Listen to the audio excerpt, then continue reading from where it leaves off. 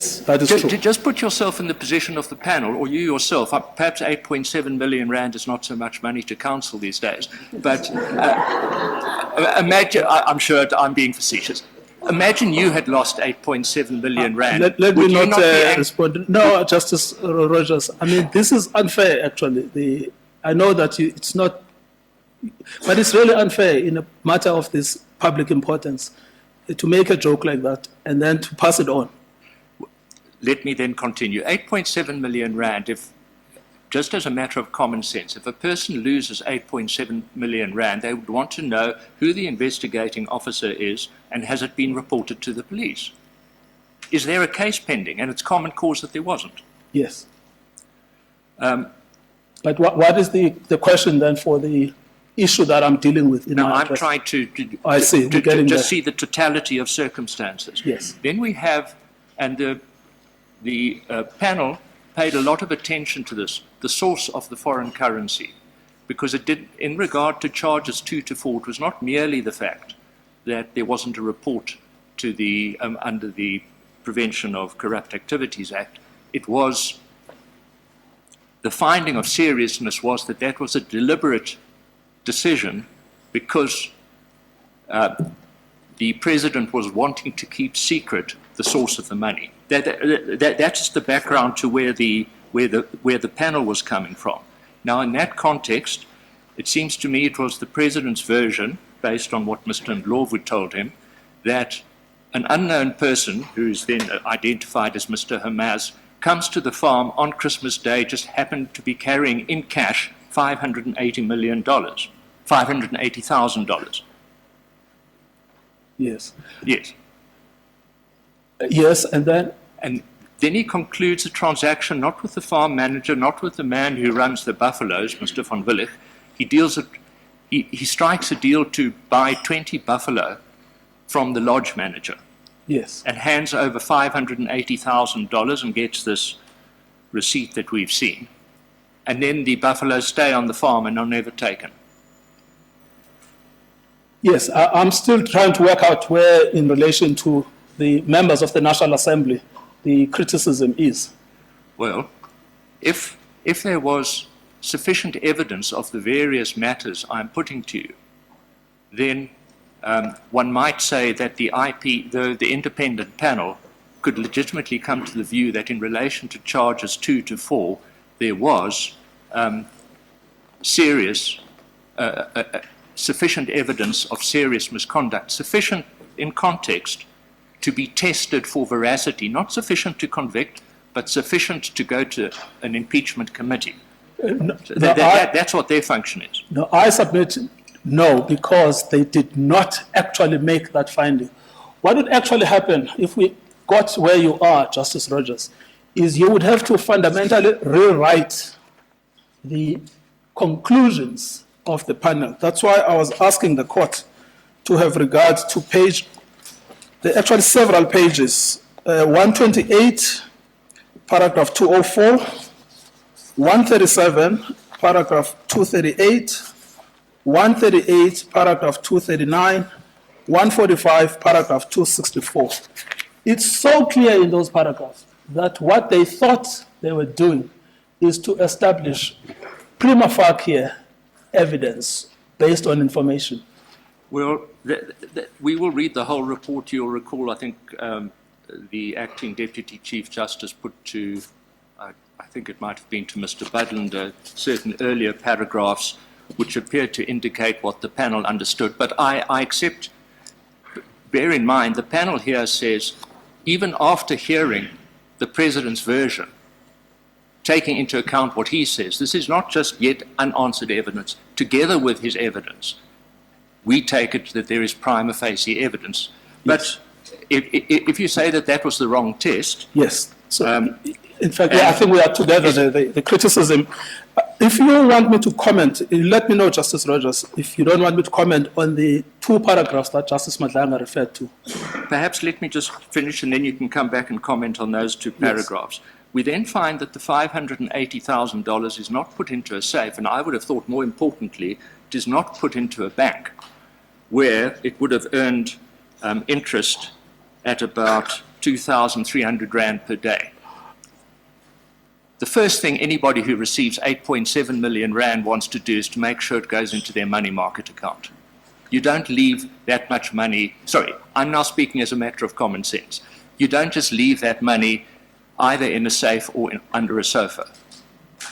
I'm not talking about, it's common cause that it wasn't banked and it was hidden in a sofa. Yes. Well, the question is, what is the role of the members of parliament in relation to what the president knew at the time? Well, if they read the whole report, because the structure of the report is before the committee starts dealing with the individual charges, which starts at paragraph 181, Yes. where it starts with charge 1. It's had what seems, in the context of its report as a whole, to be a very important chapter 12 that runs from page 89 through to 173, including the conclusion in paragraph 171. And that's all to do with the source of the money.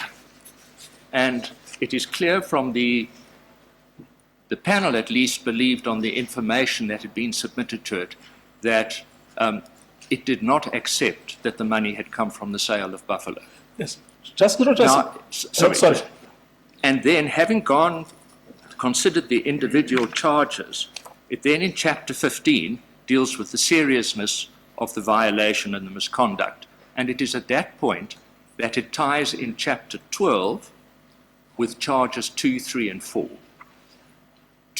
To reach a conclusion, call it a prima facie conclusion, yes, that the reason why there wasn't a report to the DPCI and the reason why a case wasn't opened and the reason why General Roeder, as it were, off books, conducted an investigation into the theft was because the source of the money was not legitimate.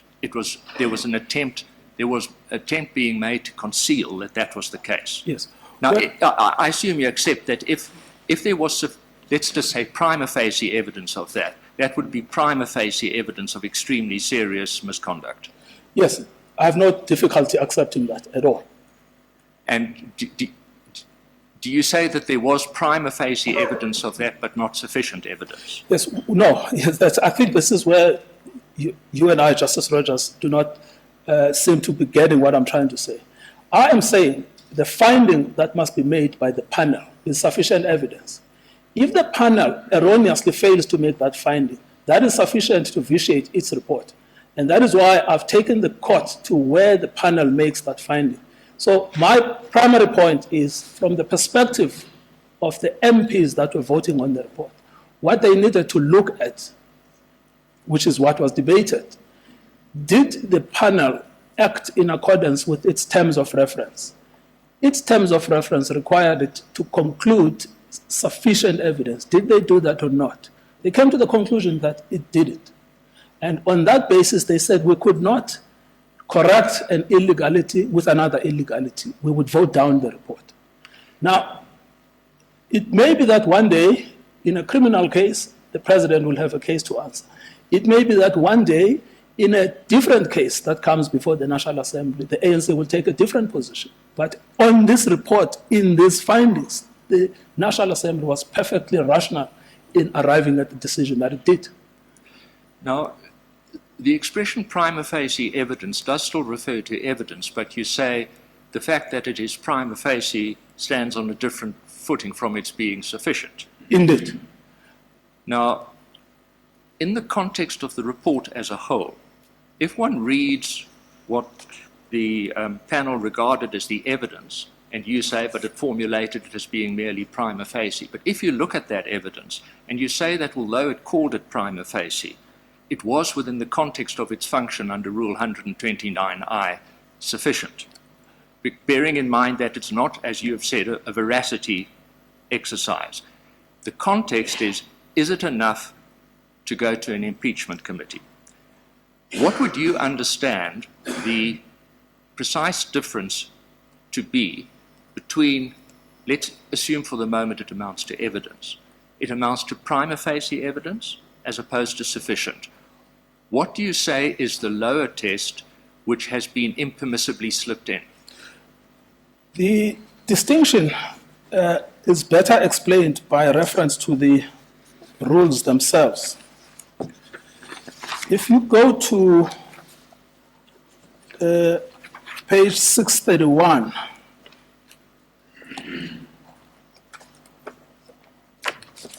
at Rule 129A, and 129A 1 sub A. Sorry, 1? 129 capital A, brackets 1 small a.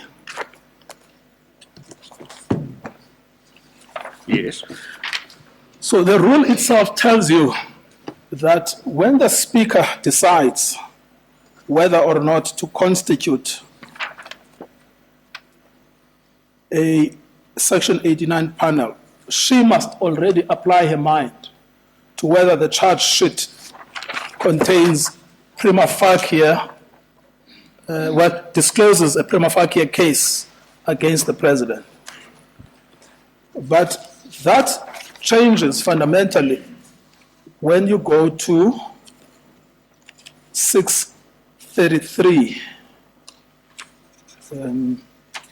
Sorry, no, it should be 630. Whether sufficient evidence exists. Yes, whether there's sufficient evidence that exists. Yes, now, sorry. Yes. Now, what that means is that it is not up to the court,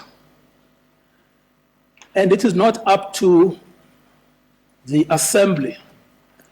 It is up to the panel to come to the conclusion that sufficient evidence exists. That's number one. Number two, we know here, we don't speculate.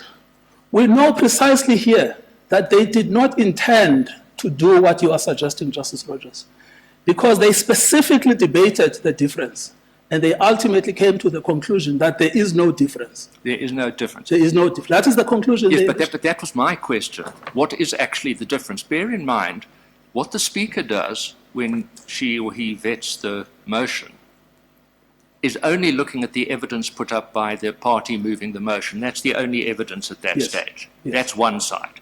Yes. By the time it gets to the independent panel and it reaches its conclusion after it's gone through all the processes it must go through, it has also heard the President's version.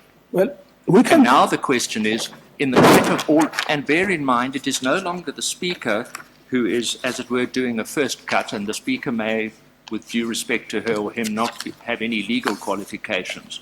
Yes. No, that same evidence, plus any additional evidence that has now been placed before the committee, plus the President's response to it, all of that, is there sufficient evidence? Now, all of that has been considered.